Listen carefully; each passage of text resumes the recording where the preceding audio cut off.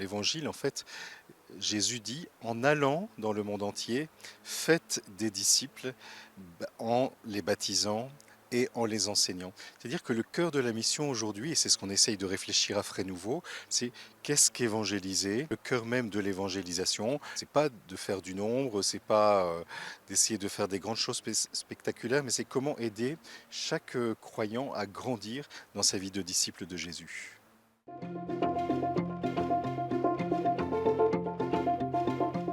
Il y a toujours différentes théologies de la mission.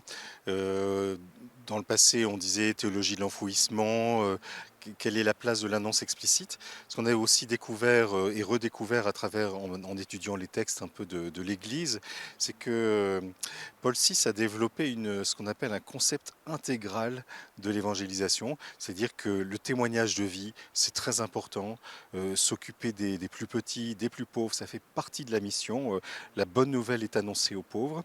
Et en même temps, sans annonce explicite, eh bien, le message ne peut pas être communiqué. Comme dit Paul, ce que je vous annonce, c'est ce que l'oreille n'a jamais entendu, ce que l'œil n'a jamais vu. Et donc, on a aussi besoin d'une parole explicite.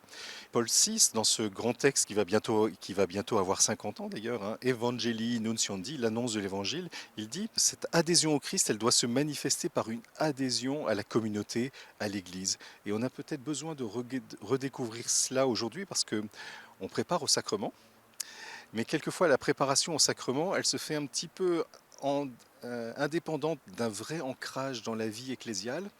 Et puis, on s'est aussi posé la question, est-ce qu'aujourd'hui, il faut préparer au sacrement ou est-ce qu'il faut initié à une vie de disciple de Jésus à travers différents apprentissages. Quand on regarde l'évangile, la façon dont Jésus formait ses disciples pour en faire des apôtres, c'était par des apprentissages, l'apprentissage de la prière, l'apprentissage de la présence à ceux qui souffrent, aux malades, aux pécheurs, aller vers les païens.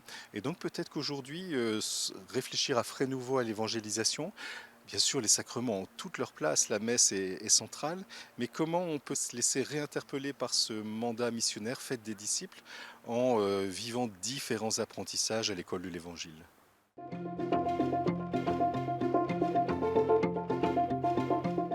D'abord un approfondissement théologique et biblique, de revenir à la source.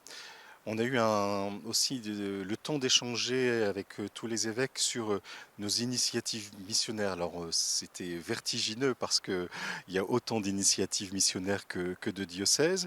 Ce que j'en retiens, c'est qu'il y a un temps favorable pour l'évangélisation. C'est-à-dire qu'on voit que partout en France aujourd'hui, il y a un nouvel élan, il y a une nouvelle ardeur. On est très entraîné par les jeunes parce qu'ils nous poussent en avant.